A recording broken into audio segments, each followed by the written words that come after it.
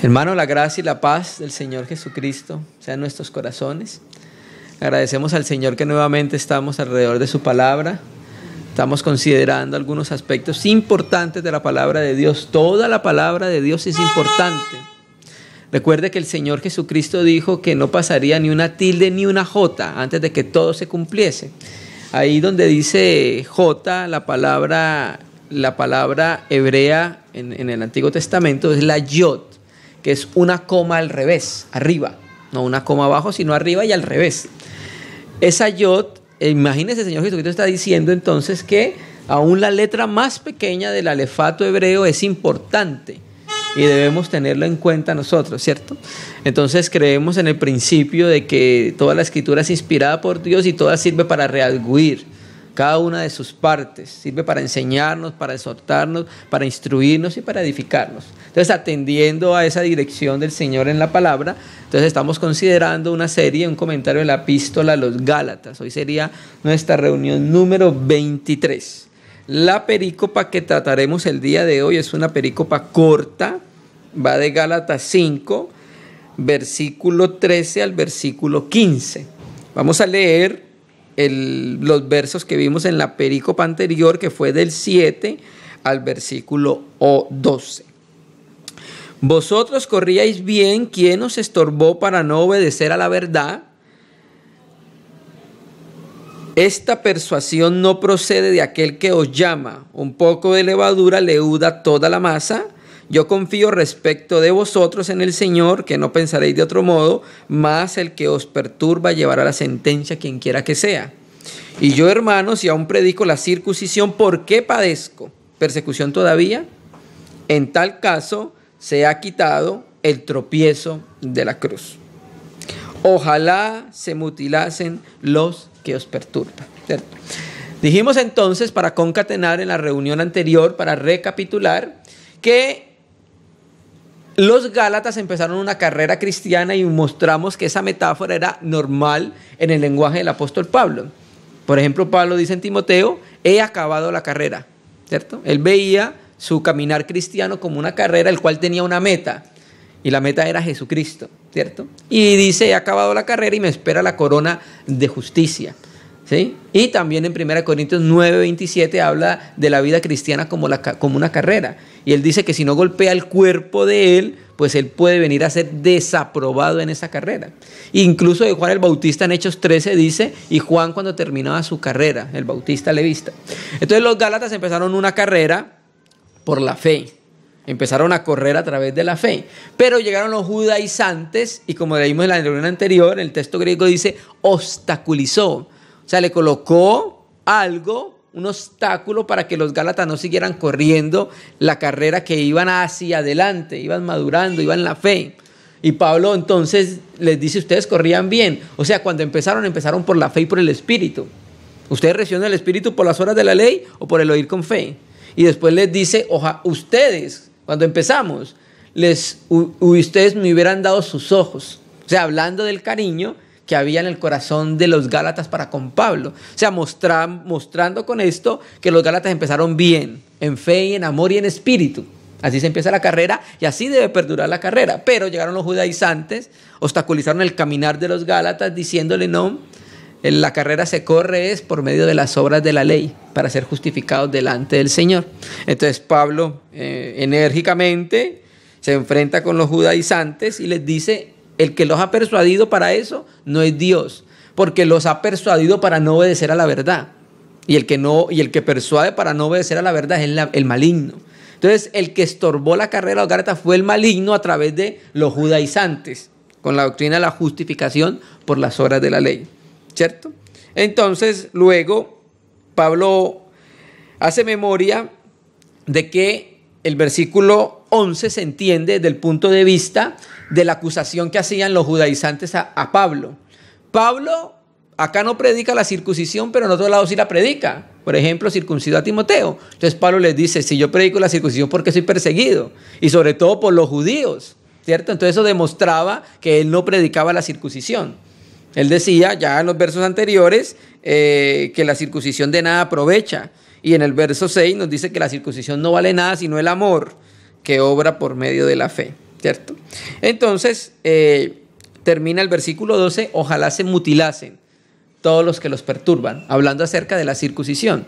Porque para un cristiano, para un creyente gentil que se ha acercado al evangelio a través de la fe, la circuncisión no tiene ningún valor. Entonces, si se corta, si se circuncida, es como si se mutilase una parte de su cuerpo, ¿cierto? Ya Pablo utilizó ese lenguaje en Filipenses, también lo vimos en la reunión anterior, guardados de los perros, de los malos obreros, de los mutiladores del cuerpo, ¿cierto? Para referirse todos estos aspectos a los judaizantes. Entonces, concatenemos con el verso 13. Porque vosotros, hermanos, a libertad fuisteis llamados, solamente que no uséis la libertad como ocasión para la carne, sino servíos por amor los unos a los otros, porque toda la ley en esta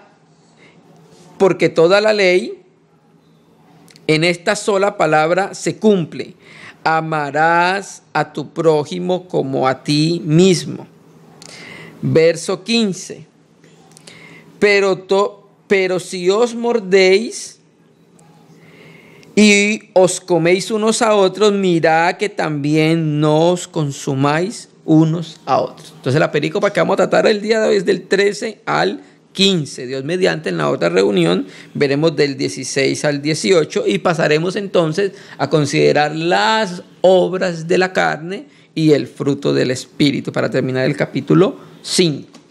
Entonces empezamos diciendo en el verso 13, ¿cierto? Porque vosotros, hermanos, a libertad fuisteis llamados, solamente que no uséis la libertad como ocasión para la carne, sino servíos por amor los unos a los otros. Entonces aquí abre un paréntesis y nos escribe: porque a vosotros a libertad fuisteis llamados. Tenemos que entender entonces que todavía lo estamos relacionando con el capítulo 4. Cuando habla de que los que hemos creído en Dios por la fe somos hijos de la libre, de la Jerusalén de arriba, ¿cierto? Entonces, la verdad nos hizo libres, no para seguir pecando, sino precisamente para hacernos libres del pecado. Y en el verso 1, Pablo le dice a los Gálatas que deben estar firmes con la libertad con que Cristo los libertó, ¿cierto? Naturalmente que en el contexto de la epístola, la libertad a la cual se está refiriendo hace relación a las obras de la ley, ¿cierto que sí? Porque recuerde que el que estaba sometido a las obras de la ley estaba siendo esclavo, ¿cierto? Y Pablo lo compara con los hijos de Sara y Agar, con los hijos de Agar, que son hijos en esclavitud. Entonces las personas que todavía viven bajo el yugo, esclavizados bajo los rudimentos del mundo, no han sido libres, no son libres, ¿cierto? Pero nosotros, el Señor nos hizo libres y como hijos de la libre, nos mantenemos en la libertad con que Cristo nos hizo libres. Entonces los Gálatas debían considerar que lo que estaba sucediendo es que los judaizantes estaban tratando de esclavizarlos, cuando el Señor ya los había hecho libres. Por medio de la predicación del evangelio, los había hecho libres de ser esclavos del mundo, de servir a otros dioses, ¿cierto? Y no podemos hablar de la ley porque los gentiles no tenían la ley de Moisés como regla. Ellos adoraban era a otras deidades, a otros dioses. Y cuando vino la palabra del evangelio, hizo libre a los hermanos, ¿cierto? Entonces nosotros, la verdad nos hace libres para no pecar, nos hace libres del pecado, no para perseverar en el pecado. Entonces, porque vosotros, hermanos, a libertad fuimos llamados. Entonces vamos a mirar este aspecto de la libertad. Vamos a ir a Juan 8, versículo 31. Naturalmente que implícitamente el apóstol Pablo está relacionando la libertad con la fe. ¿La fe en qué? En creer en Jesucristo como el Hijo de Dios, porque es el único agente que le puede brindar libertad al hombre, no solamente de la condenación eterna, lo puede libertar también de ser esclavo de cualquier rudimento del mundo, ¿cierto? Que los hombres quieran colocar en el corazón de la iglesia. Entonces leamos este versículo, Juan 8, 31. El contexto primeramente viene, le traen una mujer supuestamente encontrada en adulterio, aunque los manuscritos antiguos no tienen ese contexto de Juan 8, 1 al 12, pero resulta que en Contra Herejías, Ireneo cita todo el pasaje de Juan 8, o sea que en el momento de que Ireneo va a citar Juan, en sus manos el texto que tiene lo tenía, ¿cierto? Y Ireneo pues es mucho más antiguo que los manuscritos unciales más antiguos que tenemos. Lo aventaja casi por unos 200 años cuando se escribió eso. Juan 8:31. Dijo entonces Jesús a los judíos que habían creído en él: si vosotros permaneciereis en mi palabra, seréis verdaderamente mis discípulos y conoceréis la verdad, y la verdad os hará libre. Verso 36. Así que si el Hijo os libertare, seréis verdaderamente libres. Entonces, naturalmente, es un caso muy parecido al caso de los Gálatas, ¿cierto? Los judíos, los fariseos, intérpretes de la ley, creían que la justicia delante de Dios se obtenía por guardar minuciosamente los mandamientos de la ley, dejando fuera el amor, dejando fuera la misericordia y dejando fuera la justicia. Entonces viene el Señor Jesucristo y les dice: si ustedes creen en mí, serán verdaderamente libres de la esclavitud. Y entendieron los judíos a qué se refería, porque después le dijeron: nosotros nunca hemos sido esclavos de nadie. Los versos que siguen: somos hijos de Abraham, ¿cómo vamos a ser esclavos? Y el Señor Jesucristo les dice: el que es vencido por el pecado, esclavo del pecado es. Entonces los judaizantes, aunque tenían la ley, eran esclavos del pecado, ¿cierto? Entonces, naturalmente, acá Pablo, lo mismo que le está diciendo al Señor Jesús a los fariseos, es que el Señor Jesucristo obtuvo la salvación en la cruz para toda persona de toda raza, lengua y nación, ¿cierto?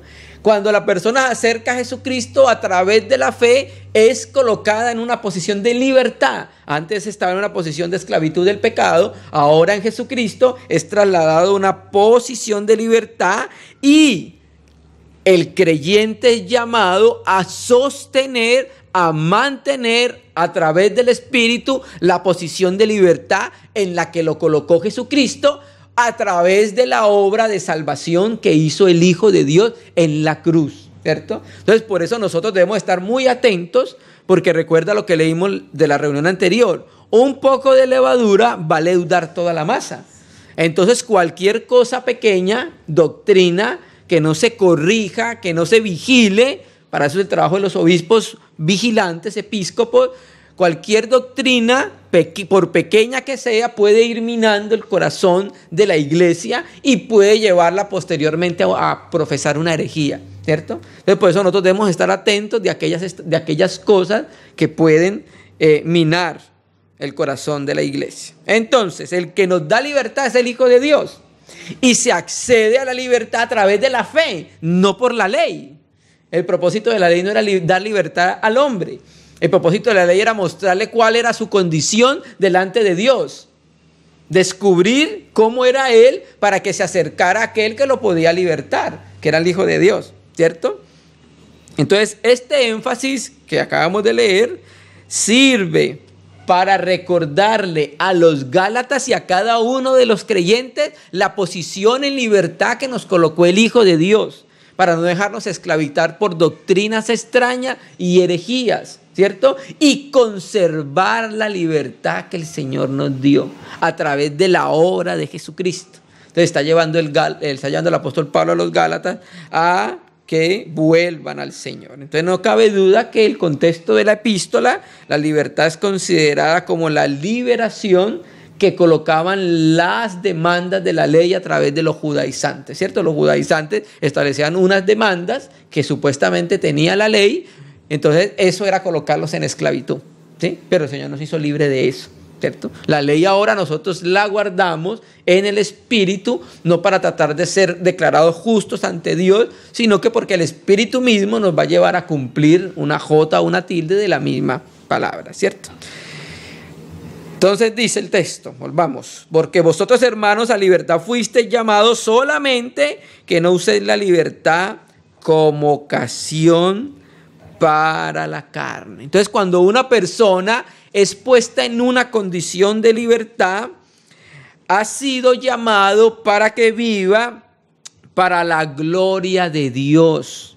La libertad está vinculada estrechamente con el modo de vivir de aquella persona que está en el Hijo de Dios. Entonces, no podemos usar la libertad que el Señor nos dio como ocasión para la carne. Esta palabra aformen, el verbo que utiliza acá, aformen, Vine lo traduce como punto de partida. Y Samuel Pérez Millo dice que dice que en una de sus acepciones se utiliza para denotar una base de operaciones bélicas. En sentido militar, equivale a una base de operaciones o una base de abastecimiento, ¿cierto? Entonces, la base de abastecimiento para el pecado es la carne, es el lugar de operaciones. Y entonces nosotros fuimos libres no para utilizarla como base para planificar el pecado, para abastecer el pecado, sino para ¿qué? Precisamente para dejar de pecar. Pablo lo dice de otra manera en Romanos 6. ¿Perseveraremos en el pecado para que la gracia abunde? No, de ninguna manera. Nosotros fuimos hechos libres a través de la gracia, porque fuimos salvos por gracia y lo tomamos por la fe, no para perseverar en el pecado, es para alejarnos antes por la gracia que el Señor nos dio del pecado, ¿cierto? Entonces, cuando ya aquí Pablo empieza a introducir algo que va a derivar por causa de las obras de la ley, las obras de la carne, ¿cierto? Los judaizantes tenían una particularidad. Como hacían énfasis en las cosas exteriores y no había la realidad del Espíritu, pues naturalmente en su vivir no se conocía la realidad del Espíritu Santo. No se conocía la manifestación de la vida de Cristo. Lo que se conocía eran las obras de la carne. Y entonces, por eso Pablo, en los versos que sigue que vamos a tratar, introduce ya las obras de la carne para que los gálatas reconozcan cómo es que vivían los judaizantes. Mire, las obras de la carne son estas. Y esto es propio de los judaizantes por tratar de vivir por las obras de la ley. Porque las obras de la ley no van a hacer morir lo terrenal en las personas. Nunca. Lo que va a hacer morir lo terrenal es la obra de la cruz y el Espíritu Santo. Y los judaizantes no tenían ni obras, ni habían visto la obra de la cruz, ni habían visto la obra del Espíritu Santo. Por eso entonces iban a manifestar en ellos las obras de la carne, ¿cierto? Entonces, a partir de estos versos en adelante, la carne aparece como instrumento de pecado. Es el principio dinámico del cual empieza entonces el pecado a tomar fuerza en la carne, ¿cierto? La carne tiene una intención y un pensamiento antidivino. Se opone a la sabiduría de Dios. Una persona que vive en carnalidad es una persona que está viviendo por una vida controlada por los deseos de la carne, ¿cierto? Entonces Pablo es muy enfático cuando empieza a introducir este asunto. Le dice, solamente que no uséis la libertad como oportunidad para la carne, ¿cierto? El creyente que está controlado por los deseos de la carne y no ha hecho morir lo terrenal, es un cristiano que vive en constante conflicto con Dios y vive en constante oposición a Dios porque aún no se ha sometido a la voluntad de Dios. Porque la carne nunca se va a someter a la voluntad de Dios, se va a someter a la voluntad de Dios el que es espiritual, el que conoce la voluntad de su Señor y se somete a ella. Entonces, como el creyente, si hay un creyente que vive dominado y controlado por la carne, pues este creyente no puede agradar a Dios, ¿cierto? Y va a utilizar entonces la carne como su base de operaciones para el pecado, hermano. Que ese no es el fin de la libertad, ¿sí? Que es precisamente lo que le está enseñando a los Gálatas contrastándolo. Entonces dice, solamente que no uséis la libertad como ocasión, oportunidad para la carne. Y mire cómo termina el texto de importante. Sino servíos por amor unos a otros. ¿Y vemos? Entonces la expresión de la verdadera libertad, o sea, la manifestación de la verdadera libertad, tiene como meta, según este versículo, el servicio de los unos a otros. O sea que si hay una evidencia de que una persona ha sido libre por el Señor, es porque tiene un servicio al prójimo. ¿Se me entiende? Ahí nosotros vamos entendiendo y vamos viendo que una persona verdaderamente anda en libertad. Vamos a leer el versículo. Sino servíos por amor los unos a otros, ¿cierto?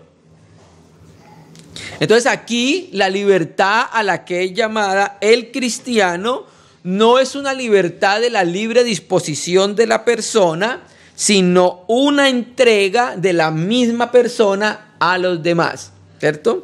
Sino servíos por amor los unos a los otros. Miramos que este lenguaje ya es utilizado por Pablo en otras epístolas. Vamos a leer 1 Corintios 10, versículo 24.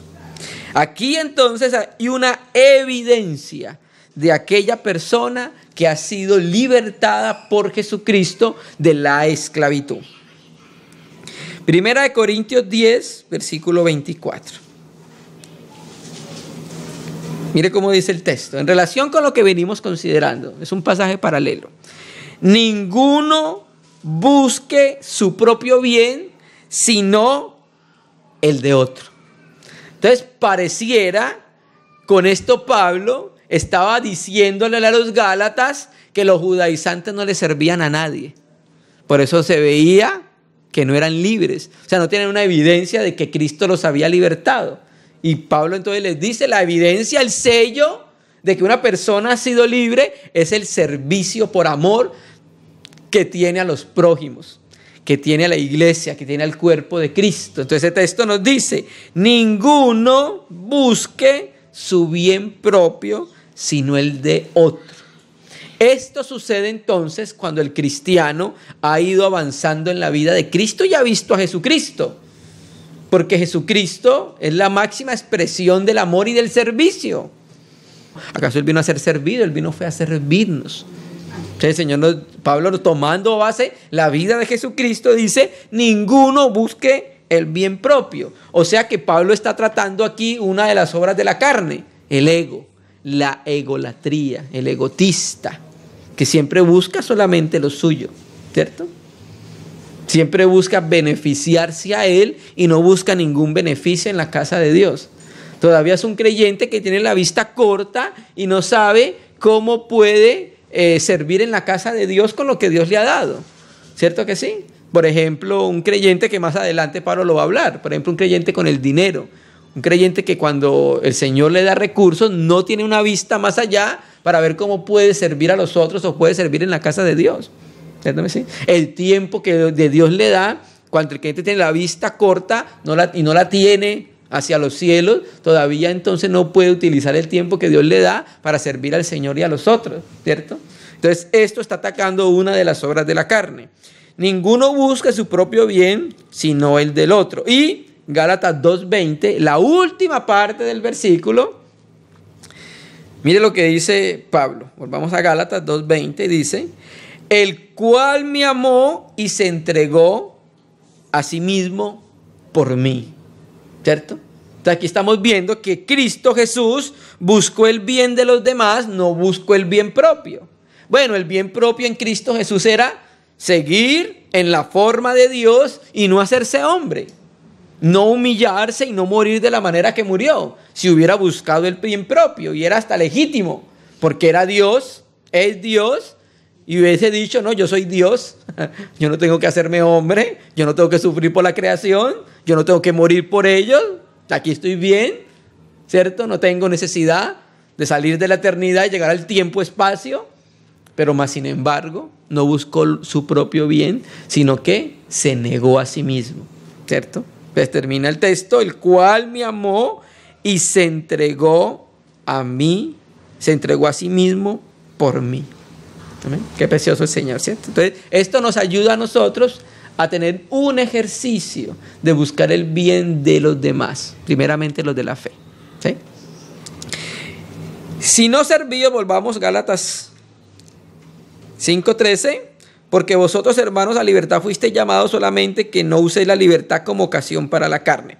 Esta palabra, donde dice servíos, es la palabra griega douleuete, viene de doulos, que es esclavo, ¿sí?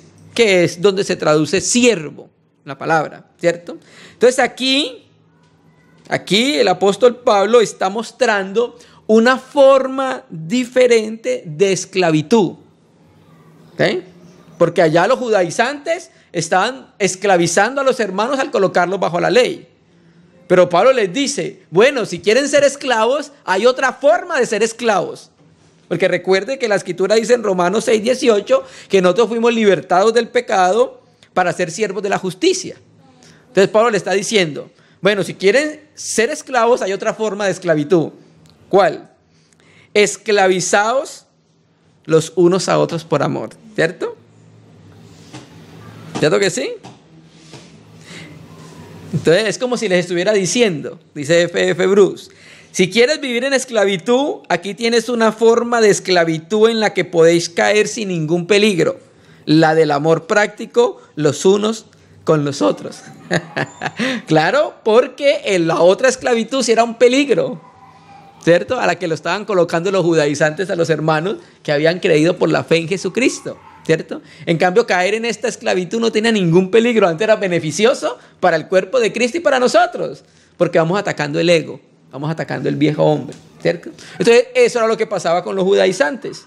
Su ego estaba completamente vivo porque no tenía ningún tipo de servicio y de amor a los hermanos. Entonces, Pablo le está diciendo, reconozcan cómo es la manifestación de la libertad de los que viven en libertad por el Espíritu Santo que los hizo libres. Verso 14. Porque toda la ley en esta sola palabra se cumple: amarás a tu prójimo como a ti mismo. Porque toda la ley en esta sola palabra se cumple. Los judaizantes estaban insistiendo en el cumplimiento de la ley, pero vinculado a los largos mandamientos que existían. Hemos leído, dice José Martínez en el libro de Hermenéutica, que existían 313 preceptos, mandamientos, pero eran mandamientos que los fariseos habían añadido a la ley, entre decretos y mandamientos, ¿cierto? Entonces los judíos en su entorno creían no solamente en el cumplimiento de la ley de Moisés, sino en la larga lista de mandamientos que existían para poder ser declarados justos. Ahora, viendo solamente a los mandamientos de la ley, ellos se enfatizaban en muchos aspectos de la ley y sobre todo en el aspecto de la circuncisión. Pero resulta que ningún legalista de esos tenía plena convicción de haber cumplido toda la ley. Ninguno de ellos estaba seguro de haber cumplido toda la ley. Incluso Pedro lo dice en Hechos, creo que es Hechos 15, cuando precisamente tratan el problema con los judaizantes. Y Pedro les dice, ¿por qué tratan de colocar en el yugo de los gentiles, en los gentiles, un yugo que nosotros ni nuestros padres hemos podido llegar? ¿Se me entiende? O sea, tratar de decir a los gentiles que van a ser declarados justos al guardar la ley, ¿cierto? Entonces, porque toda la ley se cumple en esta sola palabra. Entonces, Pablo les enseña a los judaizantes y a las iglesias en Galacia que el cumplimiento de la ley no se da por cumplir muchos mandamientos, sino por cumplir un único mandamiento. Naturalmente, cuando leemos al Señor Jesucristo, lo vincula con un segundo que está muy relacionado, ¿cierto? Amarás a tu prójimo como a ti mismo, ¿cierto? Entonces Pablo le está diciendo, no son muchos, hermanos en Galacia, la ley no se cumple con muchos mandamientos, sino con un único mandamiento, ¿cierto? Amarás a tu prójimo como a ti mismo. Se entiende entonces que Pablo lo que está haciendo es que está citando la misma ley, porque eso ya estaba en la ley. Vamos a leerlo en Levítico 19, versículo 18. Levítico 19, versículo 18.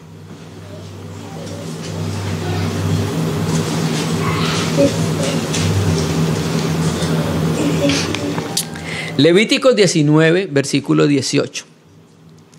no te vengarás ni guardarás rencor a los hijos de tu pueblo, sino amarás a tu prójimo como a ti mismo. Yo Yahvé. O sea, el mandamiento de Israel lo tenía que cumplir por quién era Dios. ¿Sí me entiendes? Porque Él nos amó a nosotros, siendo nosotros sus enemigos. ¿Cierto que sí? No tenía razón para amarnos, pero nos amó. Entonces, Él mismo se coloca como ejemplo. ¿Cierto? Entonces, amar al prójimo es amar a otro.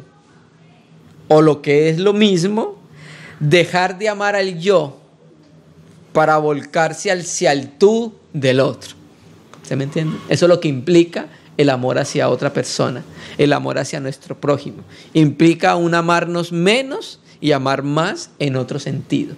Implica un amar menos el yo para poder mirar hacia otro lado y amar el yo de otra persona o el tú de otra persona. Amarás a tu prójimo como a ti mismo, ¿cierto? Aunque esto debe comprender también el amor hacia los enemigos.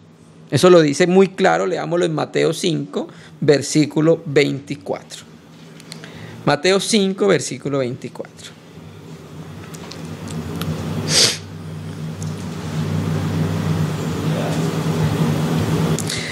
Mateo 5, 44. Mateo 5, 44. Pero yo os digo, amad a vuestros enemigos, bendecid a los que os maldicen, haced bien a los que os aborrecen y orar por los que os ultrajan, ¿cierto? Entonces, cuando se ama al prójimo, cuando se ama también a las personas que consideran como nuestros enemigos, ¿cierto? Pablo está diciendo que cuando amamos al otro, hemos dado un cumplimiento a la ley. Porque todos los preceptos de la ley, ¿en qué se resumen? En amor. ¿Se me entiende? Se resumen en amor. Por eso Pablo lo acaba de decir. Toda la ley se cumple en esta palabra, en esta sola palabra. Amarás a tu prójimo como a ti mismo. Entonces, la medida que vamos amando desinteresadamente, en esa medida vamos cumpliendo los preceptos de la ley. A medida que desinteresadamente nos vamos acercando a amar, como el Señor nos amó, a medida que nos vamos acercando a amar a nuestros prójimos, a medida que nos vamos acercando a amar a nuestros enemigos, vamos cumpliendo el mandamiento del Señor. Aparte, cuando nos amamos, el mundo va a reconocer que somos discípulos del Señor. Lo dice Juan 13. Entonces el amor es un vínculo que debe tener una expresión palpable entre la iglesia. Y que el mundo, cuando lo vea, va a saber verdaderamente que nosotros somos hijos de Dios. Leamos un versículo en relación con el amor. Primera de Juan 2, versículo 4. El amor de Dios ha sido derramado en nuestros corazones por el Espíritu Santo que nos fue dado. Completamente claro, ¿cierto? Pero resulta que el amor de Dios en nuestra vida empieza a tener una dinámica de desarrollo hacia la madurez. O sea, el amor de Dios en sí es perfecto, pero el amor de Dios cuando se deposita en nuestra vida debe empezar a tener un desarrollo y un perfeccionamiento. Y eso se puede dar a través de la comunión, a través del acercamiento a la palabra, porque vamos entendiendo cómo es que nos debemos amar. Vamos viendo al Señor y vamos mirando cómo debe ser nuestro amor. No debe ser un amor sin ciencia, un amor sin conocimiento. Debe ser un amor como Dios lo ha establecido en la palabra. Porque hay veces tratamos de amar, cuando no entendemos el amor de Dios, tratamos de amar con nuestro amor y la embarramos. Porque el amor propio genera problemas. En cambio, el amor de Cristo arropa. ¿Sí? Primera de Juan 2:4. El que dice yo le conozco y no guarda sus mandamientos, el tal es mentiroso y la verdad no está en él. O sea que sumándolo con Juan 14, 23 o 17, dice que la evidencia del que ama a Dios es ¿qué? Que guarda sus mandamientos y guarda su palabra. ¿Cierto? Pero el que guarda su palabra, en este verdaderamente el amor de Dios, ¿sea qué? Sea perfeccionado, ¿cierto? tenemos nosotros el mandamiento y en nuestros primeros años de cristiano, en nuestra edad primigenia de ser creyente, para nosotros hay veces el amor tiene una manera. Pero cuando vamos acercando al Señor, vamos conociendo cómo es el amor de Dios y entonces el amor de Dios va empezando a tomar otro color en nuestra vida, va empezando a desarrollarse, va empezando a madurar. Y aquí lo que dice Juan es, se va empezando a perfeccionar, ¿cierto? Y el versículo 4:12, el capítulo 4:12 de Primera de Juan 4:12, nadie ha visto jamás a Dios si nos amamos unos a otros. Naturalmente que tiene que ser con el amor fraterno, con el amor de Filadelfia, que es lo que significa eso, amor fraterno, amor entre hermanos. Si nos amamos unos a otros, Dios permanece en nosotros y su amor, ¿qué? Se ha perfeccionado en nosotros, ¿cierto? Entonces cuando nos servimos por amor, estamos manifestando que el amor de Dios ha ido tomando lugar en nuestros corazones y cada vez va yendo en pos de la perfección, hermano. Amén. Aspectos que no se encontraban en los judaizantes, que no se podían palpar. Y por eso Pablo va a empezar entonces a hablar de las obras de la carne, para que los gálatas reconocieran efectivamente que en ellos no estaba el amor de Dios o que no se había perfeccionado el amor de Dios. Y Romanos 10:13, que es el texto, el pasaje paralelo de Gálatas 5, versículo 14, porque toda la ley en esta sola palabra se cumple, amarás a tu prójimo como a ti mismo. Romanos 13:10 dice, el amor no hace mal al prójimo, así que el cumplimiento de la ley es el amor. Es extraño que Pablo no diga que el cumplimiento de la ley es la circuncisión. Hubiera sido fabuloso para los judaizantes el de escuchar de parte de Pablo que el cumplimiento de la ley es la circuncisión.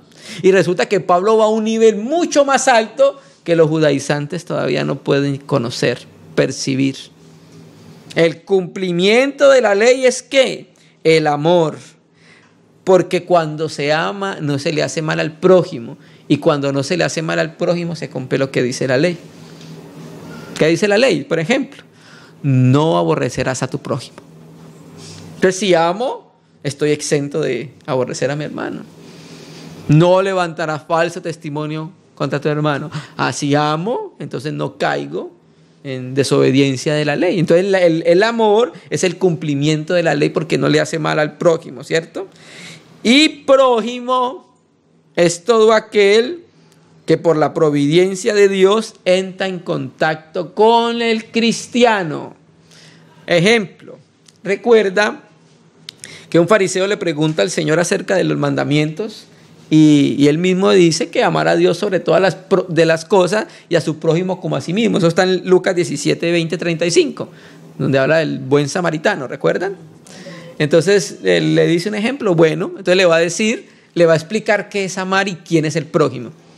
Y él le dice, bueno, había un hombre que iba por el camino y fue golpeado.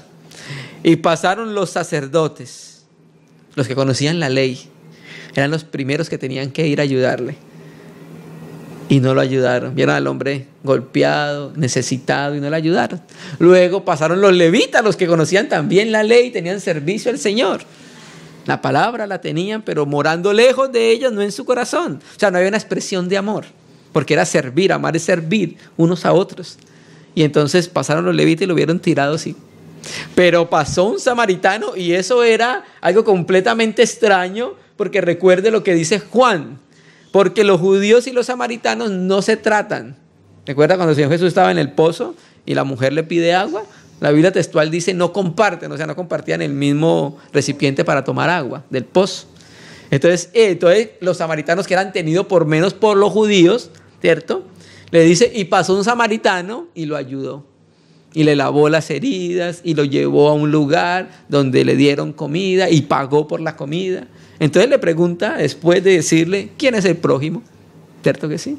Entonces prójimo es todo aquel con el que el Señor nos permite un contacto, ¿cierto? Entonces amar al prójimo. El amor no hace mal al prójimo, así que el cumplimiento de la ley es el amor, ¿cierto? Entonces concordando con lo que Pablo dijo, porque toda la ley en esta sola palabra se cumple: amarás a tu prójimo como a ti mismo. El tema del amor, hermano, es un tema muy extenso en la Biblia, ¿sí? Y por ejemplo, el hermano que más habla de amor es Juan. Lea el Evangelio de Juan y lea las epístolas. En la epístola Juan habla muchas veces acerca del amor como ningún otro apóstol. Y no que no haya amado, sino que la percepción que él tenía en su espíritu estaba más inclinado hacia eso. Volvamos a Gálatas 5:15, el último versículo. Entonces mire, hablándole entonces, lo que había generado el problema de los judaizantes en medio de la comunión de las iglesias. 15. Concluyendo entonces el párrafo, escribe así Pablo: pero si os mordéis y os coméis unos a otros, mirad que también no os consumáis unos a otros. Irónicamente le dice Pablo a esto: pero si os mordéis y os coméis unos a otros. Entonces, la consecuencia de la carnalidad, ¿cuál va a ser? Contiendas en las iglesias. Y esto los judaizantes, por llevar carnalidad, obras de la carne, a las iglesias, estaban generando contienda interiormente en las iglesias. Lo sabemos por este versículo. Es una amonestación de Pablo a los hermanos en Galacia, ¿cierto? Entonces, los gálatas habían comenzado por el Espíritu, habían comenzado en el amor. Pablo les dice, como lo dijimos ahorita, si hubiera posible me hubieran dado sus ojos, o sea, para mostrar el cariño que las iglesias en Galacia y el amor tenían para con el apóstol Pablo. Pero algunos estaban ya desviando hacia la carne y estaban produciendo contienda en medio de la comunión, hermano. Entonces, la situación había terminado en conflictos internos en medio de los hermanos, ¿cierto? Es como a Pablo, cuando Pablo habla y le escribe a los corintios, él lo sabe porque dice: fui informados por los de Cloé, que entre ustedes hay divisiones. ¿Sí me entiendes? Entonces llegó a oídos del apóstol Pablo todo lo que estaba sucediendo en las iglesias en Galacia, ¿cierto? Entonces, muy probablemente los problemas a los que Pablo está haciendo mención acá es el resultado interno en las iglesias del conflicto que habían traído los judaizantes. Lo más probable es que algunos hermanos hayan recibido la doctrina que traían los judaizantes y otros no, y eso entonces haya llevado a choque a la misma iglesia. Y esto no era algo hipotético, era real.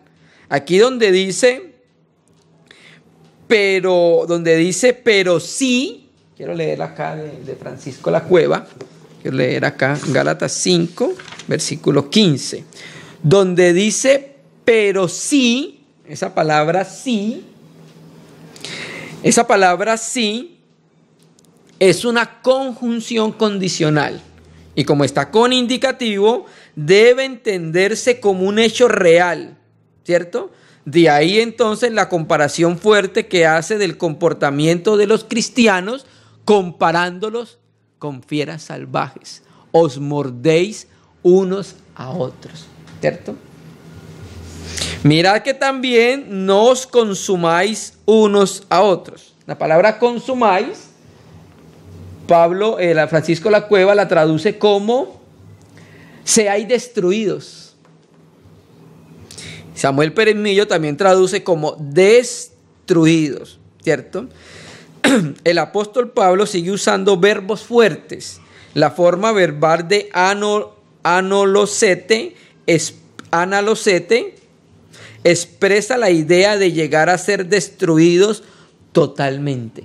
¿Se me entiende? Mire a dónde habían llevado las obras de la carne introducida por los judaizantes, que Pablo termina exhortándolos de esa manera.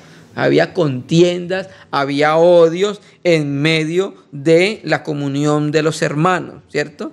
Entonces, cuando la contienda persiste en medio de la comunión, no se hace visible la obra que el Espíritu Santo está haciendo en medio de la iglesia, ¿cierto?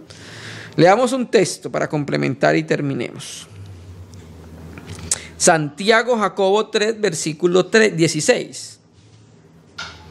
Entonces estamos viendo, entonces Pablo termina en este párrafo exhortando a los hermanos por manifestar obras de la carne. Ya empieza a hacer una introducción acerca de las obras de la carne y él le decía, mire lo que está sucediendo en medio de ustedes. En vez de haber servicio entre los unos y los otros, lo que está habiendo es contienda y odio en medio de ustedes. Y no se hace evidente entonces la obra de Jesucristo y la obra del Espíritu Santo, que es una obra en fe, una obra en amor, que va a derivar en servicio entre los unos y los otros. Santiago Jacobo 3:16. Porque donde hay celos y contención, allí hay perturbación y toda obra perversa, que era lo que se estaba manifestando en esos momentos, ¿cierto? No se conocía la obra de la luz, la obra del Espíritu, sino las obras de la carne, que ya después Pablo empieza a enumerarlas, para que reconozca lo que estaba haciendo los judaizantes, la doctrina de los judaizantes, el falso evangelio en medio de ellos y la evidencia para pesar si los judaizantes estaban andando en el Espíritu o no, si eran libres o no, si andaban en la fe o no, si eran llenos del Espíritu Santo o no, hermano. Amén. Entonces, hermano, en estos 3 versículos consideramos algunos aspectos muy necesarios para nosotros reconocer en la casa de Dios, ¿cierto? El Señor Jesucristo nos colocó en una posición de libertad a través de la obra del Hijo de Dios. Cuando estamos en esa obra de libertad hay una expresión de amor, y esa expresión de amor es ser siervos los unos a otros por amor. Nos vamos a ir viendo y en ese servicio vamos expresando y se va perfeccionando el amor de Dios. Entonces, Dios mediante, en la próxima reunión consideraremos entonces la perícopa del capítulo 15, versos 16 al versículo 18, para después entonces pasar a considerar las obras del viejo hombre, hermano. Amén. Que el Señor pueda ayudarnos siempre con su palabra y pueda santificar su palabra en nuestro corazón. Vamos a pasar a orar para que después pasemos entonces a la mutualidad.